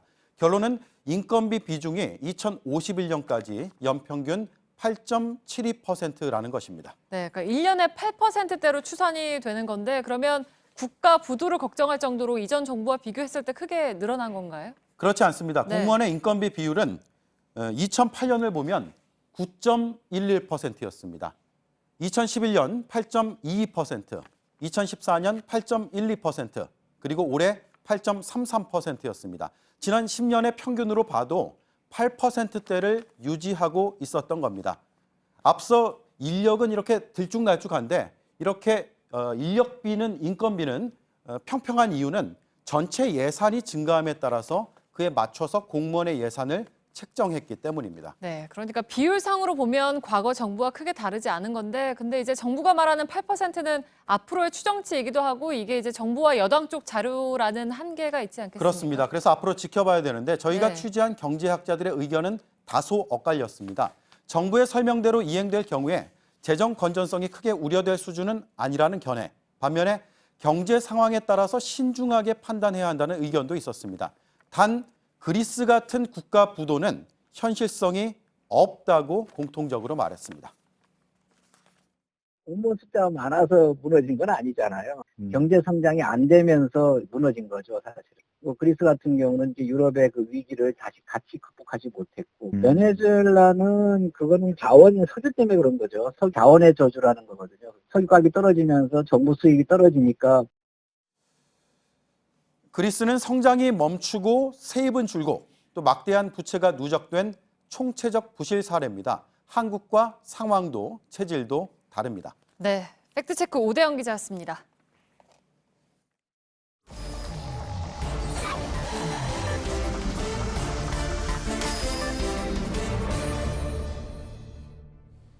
예, 오늘의 비하인드 뉴스를 시작하겠습니다. 박성태 기자가 나와 있습니다. 첫 키워드를 열죠? 예, 첫 키워드는 뉴스, 무색해진 비판입니다. 예, 어떤 내용입니까? 뉴스가 분명 비판 보도를 했는데 비판 대상이 극도로 좋아하는 극히 드문 경우가 있는데요. 예. 바로 예산철에 지역 민원 예산에 대한 비판 보도가 그런 경우입니다. 쪽지 예산, 카톡 예산 등등 포함해서. 예, 그렇습니다. 지역 예산을 무리하게 따날수록 오히려 지역 주민들이 좋아한다는 건데요. 예. 오늘 국민의당 정책위의장으로 예결위 소소위에 어제 참여했던 이용호 의원의 경우가 그렇습니다. 예. 어젯밤 페이스북에 자신의 지역구인 순창과 임실에 터널, 밤제 터널과 임실 옥정호 수변도로 예산을 따내려고 기재부와 담판을 벌이고 있다라고 중계를 했고요. 예. 예산국장이 힘들다고 하자 그렇다면 통째로 예산 합의를 깨버리겠다 이런 압박도 했었습니다. 예. 하마터면 수변도로 때문에 429조 예산안이 날아갈 뻔했는데요. 결국 저렇게 압박과 회유를 해서 옥정호 수변도로 일부 예산을 이 의원은 따냈습니다. 예. 자, 수변도로 아니면 예산 합의 자체를 통째로 깨버리겠다고 압박했다는 걸 지금 자랑으로 하고 있잖아요. 예. 근데 이거 지금 우리가 이렇게 전달을 해주면 지금 저 이용호 의원은 더 좋아할 거란 얘기잖아요, 지금. 그런 경우가 많아서 예. 사실 이러한 비판 보도가 별 효과를 지금까지 못 냈습니다. 예. 기자들이 흔히 하는 얘기인데 강하게 비판할수록 오히려 의원 측에서 고맙다는 얘기를 듣는 적이 많다라고 아, 실제로? 예, 그렇습니다. 예. 저 같은 경우도 많이 느껴봤고요. 한 보도에서는 한 의원이 털어놓기를 정말 고맙다. 그래서 비판 보도가 난 신문은 수백 부를 사서 예. 지역구에 뿌리는 일까지 있었습니다. 예. 앞서 언급한 이용호 의원도 오늘 한겨레 신문이 비판 보도를 했습니다. 통째로 그 예산안을 날려버리려고 했다, 이런 부분을 보도를 했는데 그 기사를 링크하면서 지역 예산 확보를 위해 노력하는 지역구 의원의 애환이다라고 밝히기도 했습니다. 예. 제가 오후에 비판적 입장으로 이용호 의원과 통화를 했는데 그다지 싫어하지는 않는 눈치였습니다. 예. 근데 아무튼 비하인드 뉴스에 또 등장을 했으니 좌우지간. 예, 그래서 그게 답이 없습니까, 이거는? 시스템적으로 막아야 되는데요. 일부에서는 증액, 그러니까 예산을 더할 수 있는 증액 심사를 모두 투명하게 공개하자라는 주장도 있는데 예. 공개를 할 경우 욕을 먹더라도 각 지역구 예산을 더 증액할 것이 뻔해 보입니다. 예. 그래서 아예 예결위 마지막 개수 조정하는 소위에서는 SOC 예산 등 특정 지역에 해당되는 예산을 증액을 못하도록 시스템으로 막아야 한다라는 지적이 있습니다. 예. 뭐 비판 기사가 난 신문을 프린트해서 돌렸다는데 비하인드 뉴스를 녹화해서 돌리는 일은 없었으면 좋겠습니다. 예. 두 번째 키워드를 열어보죠. 두 번째 키워드는 카톡 회동 맹공입니다. 예, 뭡니까 이건? 오늘 오전 국회 본회의장에서 민주당의 박홍근 원내 수석 부대표의 카톡 메시지가 카메라에 잡혔습니다. 조금 확대해서 보면 더불어민주당과 국민의당은 개헌안 마련과 선거제도 개편을 위해 공동의 노력을 다하겠다, 이렇게 돼 있고요. 예. 그다음에 이른바 고위공직자 비리 수사처법, 공수처법도 처리한다라는 내용이 있습니다. 예. 이 카톡 메시지는 박홍근 원내수석 부대표가 국민의당의 권은희 원내수석 부대표에게 보냈던 메시지인데요. 묘하게도 권은희 원내수석 부대표의 카톡도 카메라에 잡혔습니다. 저 밑에 하얀색으로 나온 거는 박홍근 의원이 보낸 메시지가 있고 예. 그 위에 노란색, 그러니까 권은희 의원이 보냈던 메시지도 있는데 비례성 강화를 내용으로 하는 선거구제 개편을 개헌과 함께 개헌 논의와 함께 동시에 진행해야 한다. 예. 이런 메시지도 있었습니다. 보면 두 사람의 문구가 조금 다르잖아요, 그죠? 비슷하면서도 약간은 다릅니다. 예. 그럼 뭐 이게 합의문을 조정하는 그런 과정이었을까요? 예, 그렇습니다. 개헌 논의와 선거구제 개편 논의를 두 당이 공동으로 하겠다라는 합의문 조정인데요. 예. 여기에 발끈한 건 제1야당인 자유한국당입니다. 오늘 장제원 의원은 예산안 심의와는 아무런 상관이 없는 정당의 이해득실을 서로 주고받는 밀실야합이다라고 강하게 비판했습니다. 예. 하지만 민주당과 국민의당은 이미 이 논의를 하겠다고 공개적으로 어제 밝힌 바가 있는데요. 예. 직접 들어보겠습니다. 예산안이 타결되면 본격적인 추진을 해가자라는 데 대해서 합의했다, 그런 뜻입니다. 예. 예. 그리고 합의하고 이 구체적인 논의는 원내 수석 부대표 회동에서 하겠다, 이렇게 얘기했는데 앞서 카톡을 나눈 두 사람이 바로 양당의 원내 수석 부대표입니다. 예. 그래서 이미 하겠다고 한 것을 카톡으로 논의한 것을 야합이라고 규정한 건데요. 정치권에서는 자유한국당이 이번 예산안 협의에서 소외됐기 때문에 이를 카톡을 빌미삼아 공세를 하고 또 이번 예산안에서는 정우택 원내대표가 자유한국당의 협상을 주도해 왔는데 예산안 협상이 실패했다, 이 책임을 부각시킴으로써 다음 주에 있을 원내대표 경선에서 이른바 범친박 또는 친박에게 좀 더 공세를 하려는 의도가 있는 것 아니냐라고 해석하고 있습니다. 예. 그러니까 정치적인 이제 전략이 있는 것이다. 예. 예. 이런 얘기는 비하인드 뉴스에서나 들을 수 있는 것 같습니다. 예, 알았습니다. 본인들은 아니라고 또 주장할 수도 있는 것이긴 하죠. 예. 자, 세 번째 키워드를 열죠. 세 번째 키워드는 주어가 없었다입니다. 오랜만에 듣네요. 예. 예. 어제 낮에 안철수 대표가 취임 100일을 맞아서 기자단과 오찬을 했습니다. 여의도의 한 음식점에서 오찬을 가졌는데 예. 이 자리에서 기자들이 일부 대통령 지지자들의 항의 문자가 많이 오나라고 묻자 차단해놔서 거의 안 온다, 수작업으로 다 해놨다라고 얘기를 합니다. 예. 또 최근의 일을 기자들이 물어보면서 안희정 지사가 이견을 거부해선 안 된다고 했다가 대통령 지지자들로부터 비난을 좀 받았다라고 얘기를 하자 예. 공산주의인가 보다, 민주주의는 생각이 다른 사람들과 함께 사는 지혜 아니겠나, 이런 얘기를 했습니다. 아, 주어가 없다는 거군요. 예, 그렇습니다. 예, 예. 그리고 또 안철수 대표는 더 이어서 난폭 운전을 하는 사람을 미워할 필요가 없다. 어디 가서 사고 나겠지라고 얘기했고요. 예. 그러자 표현이 좀 격하다고 생각한 기자들이 주어만 있으면 하나하나 기사인데라고 얘기하자 안 대표가 그래서 주어를 의식적으로 빼야겠다. 이렇게 좀 우스개 비슷하게 얘기하고 넘어갔습니다. 예. 근데 다른 건 모르겠는데 난폭 운전하는 사람이 어디선가 사고 날 것이다 하는 것은 글쎄요. 이건 뭐 꼭 비유해서 했는지는 모르겠으나 예. 일상적으로 하는 말에서 그렇게 했다면 이건 뭐 적절치 않은 발언이면 틀림이 없는 것 같습니다. 난폭 운전을 하면 계도를 해야지 사고 날 거니까 냅둬라라는 표현을 예. 공당의 대표가 물론 이제 기자단과의 오찬이지만 예. 그 자리에서 할 표현은 아니라고 봅니다. 예. 아무튼 이 모든 문장에 주어는 없다. 예. 본인이 일부러 의식하고 그랬다는 얘기인가요? 의식했다기보다는 그냥 자연스럽게 빠진 건데요. 예. 주어는 생략돼 있지만 문맥상 보면 안희정 알 수는 있죠. 예, 안희정 지사의 발언에 대해서 비난했던 일부 지지자들을 대상으로 하는 것으로 보입니다. 예. 그런데 공산주의 비난에 대해서 이견을 내면은 공산주의인가 보다 이렇게 얘기하는 것도 부적절하다 이런 표현이 있었는데요. 예. 실제로 문재인 대통령을 공산주의자라고 표현했던 고영주 방송문화진흥회 이사장은 지난해 재판에서 3천만 원의 손해배상 판결을 받기도 했습니다. 예. 그래서 비록 주어가 없더라도 저런 표현은 상당히 주의를 해야 되고요. 예. 주어가 전 이사장입니다. 예, 전 이사장입니다. 예. 지금은 해임이 됐습니다. 예.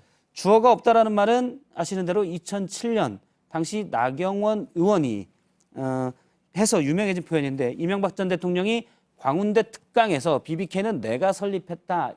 BBK를 설립했다 이런 말을 하자 그래서 BBK 실소유주 논란이 불거졌었는데 당시 대변인이었던 나경원 의원이 주어가 없다 해서 논란이 됐었습니다. 예. 해괴한 주장이다, 비하기 심하다. 당시에 패러디도 좀 많이 나왔고요. 나 의원이 상당히 엄격한 문법을 강조했다라고 눈길을 끌었습니다. 예, 알겠습니다. 박성태 기자였습니다. 네, 밤사이 서울, 경기와 충청, 전라에 눈이 옵니다. 내일 아침에도 추워서 이 눈이 다 얼어붙을 텐데 출근길에 특히 유의하셔야겠습니다. 예, 저희들은 내일도 최선을 다하겠습니다. 여러분 고맙습니다.